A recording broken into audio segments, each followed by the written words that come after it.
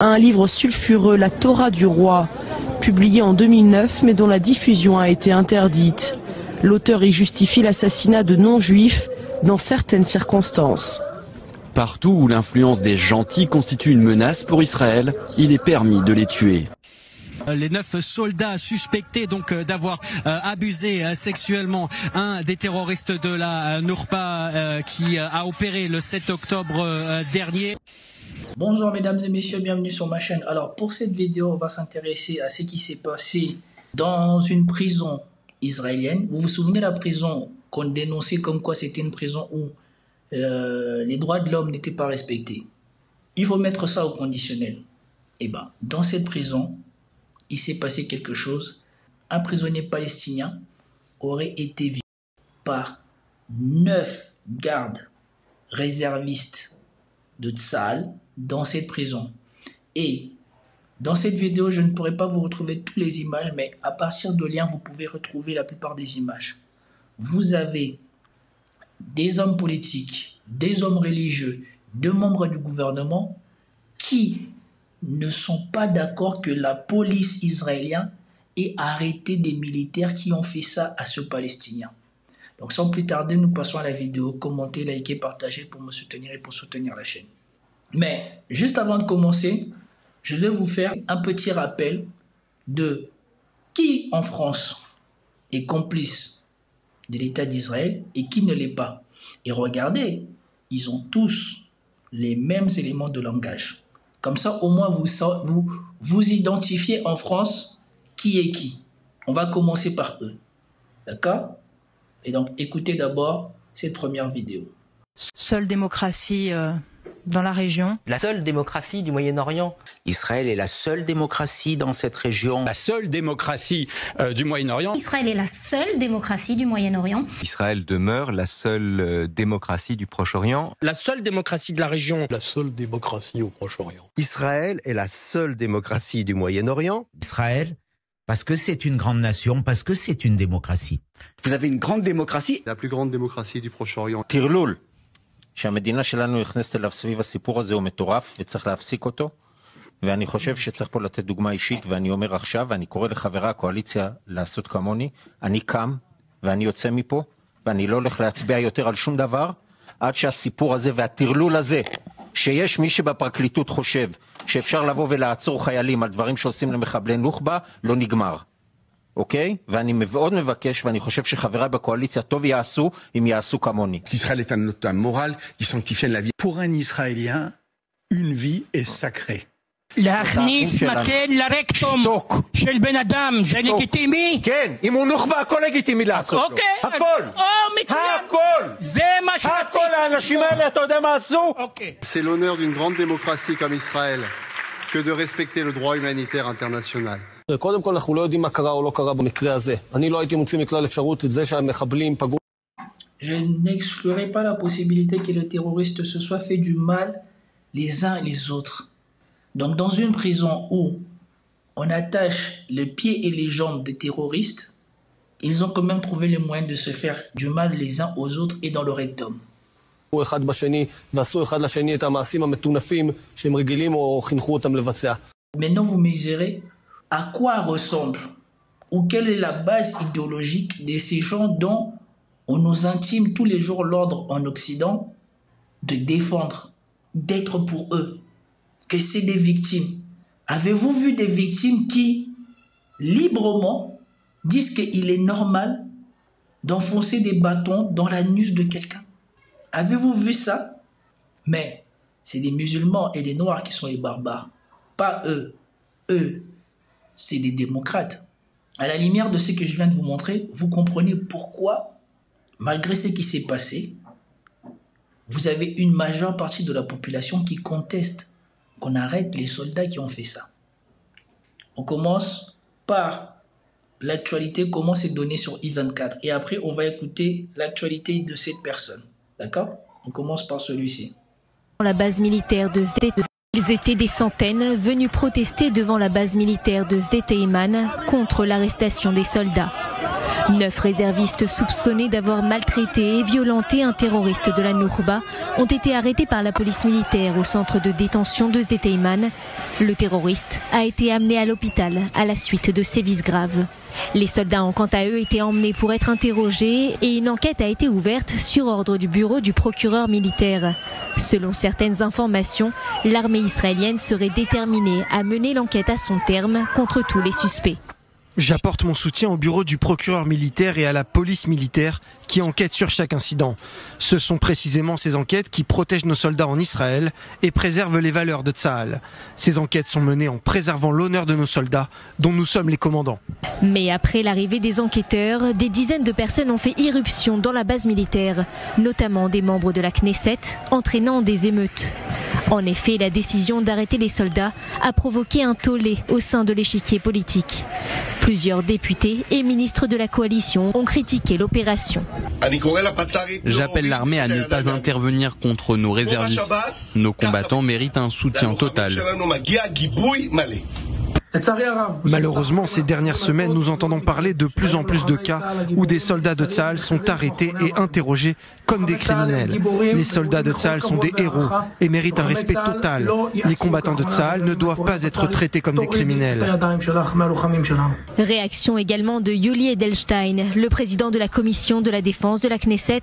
Il a annoncé qu'il tiendra une réunion d'urgence mardi sur le sujet, insistant sur le fait que poursuivre des soldats est, selon lui, inacceptable.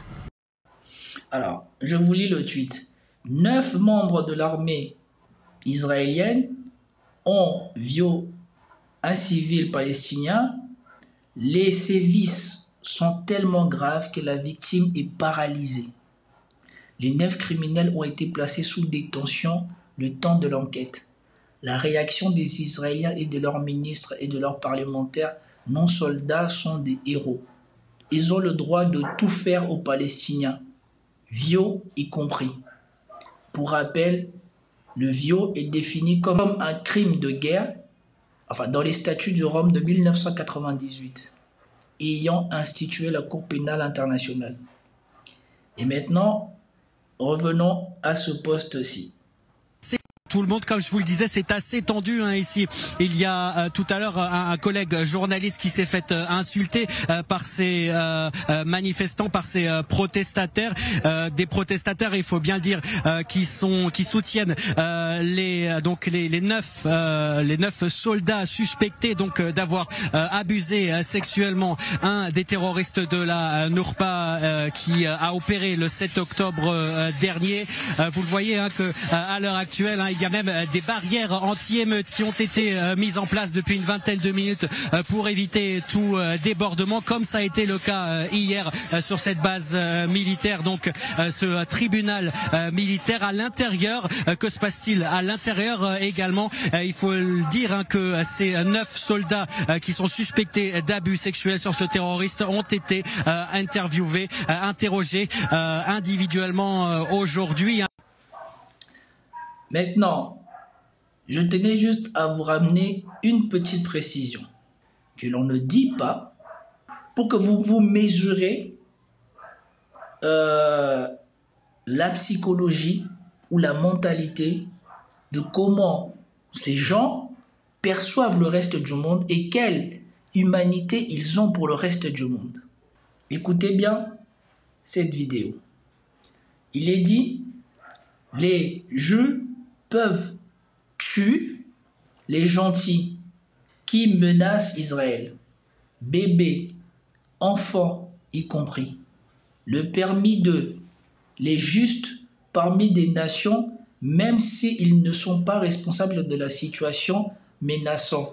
Si nous, un païen qui a péché ou violé l'un des 7 commandements.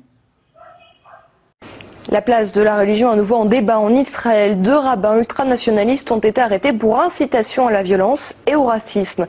Dov Lior et Yaakov Yosef ont signé un traité de théologie très controversé, la Torah du roi. Un texte qui justifie l'exécution d'innocents non-juifs en temps de guerre. Le spectre de la théocratie plane sur l'État hébreu, où en l'absence de constitution, la religion et l'État ne sont pas clairement séparés. Ils sont quelques centaines à prendre d'assaut la Cour suprême israélienne, venus pour protester contre l'arrestation de 2 rabbins, Dov Lior et Yaakov Yosef. Les 2 religieux ont été brièvement interpellés pour avoir accordé leur soutien sans réserve à un livre sulfureux, la Torah du roi, publié en 2009 mais dont la diffusion a été interdite. L'auteur y justifie l'assassinat de non-juifs dans certaines circonstances. Partout où l'influence des gentils constitue une menace pour Israël, il est permis de les tuer. Pourtant, ce ne sont pas ces mots qui font le plus débat en Israël, mais bien l'arrestation des rabbins. Je pense que la seule véritable question en Israël, c'est qui est au-dessus de qui. La loi de l'État est-elle au-dessus de la halara, la loi juive, ou la halara est-elle au-dessus de la loi de l'État? Pour cet homme, la réponse est claire. Sur l'autocollant, on peut lire « La loi de la Torah est au-dessus de la loi de l'État. Arrêtez-moi ». Ce député d'extrême droite a un discours plus rodé, mais non sans contradiction. Les rabbins ne sont pas au-dessus des lois. Un rabbin qui a enfreint la loi doit être traduit en justice. S'il a volé, touché un pot de vin, nu à quelqu'un, il n'a aucune immunité. Mais la Torah, elle, a l'immunité. Personne ne peut traduire la Torah en justice, car elle défend des valeurs morales absolues. Si cette affaire fait tant de bruit, c'est qu'elle illustre l'influence grandissante des ultra-religieux dans la société israélienne. En réponse aux protestations, le Premier ministre israélien Benjamin Netanyahou a simplement rappelé que la loi s'appliquait à tous. Pas sûr qu'il en soit totalement convaincu lorsqu'on sait qu'il travaille avec Ovadia Youssef, le chef spirituel du parti des ultra-orthodoxes et qui n'est autre que le père d'un des 2 rabbins arrêtés. Sincèrement, je vous fais part de mon horreur à moi-même quand je découvre en fait qu'est-ce qu'est l'idéologie de ces gens dont on nous intime tous les jours l'ordre en France de défendre, de considérer comme des victimes.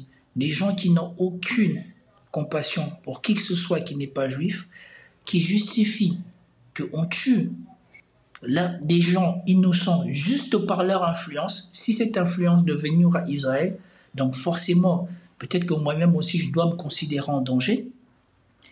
Et vous voyez que quand on refait le passage, quand on remonte à loin, c'est pour cela le passé c'est toujours important. Quand on remonte jusqu'à cette vidéo qui date de 2012, on comprend pourquoi il se passe ce qui se passe à Gaza. On comprend pourquoi il se passe ce qui s'est passé avec tous les humanitaires, tous les journalistes qui sont morts. On comprend tout ça. Mais en France, les mêmes qui défendent ces gens-là sont les premiers à venir dire que le Coran n'est pas compatible avec la République. Tandis que ils savent que les gens qu'ils défendent, eux pour eux, rien n'est au-dessus de la Torah et surtout leur Torah à eux, contrairement aux musulmans français qui vivent en France, qui acceptent les lois de la République, leur Torah à eux est supérieure aux droits de la République et justifie des choses que la République interdit, que la loi pénale interdit en France. Je vous fais part de peut-être ma peur pour la première fois de cette communauté. Et j'espère que vous prenez conscience de la dangerosité de ces gens-là. Parce que n'importe où dans le monde où on aurait fait ça à un prisonnier, où on fait ça à un prisonnier, je pense que personne ne vient dire que ce qui a été fait à ce prisonnier est justifié.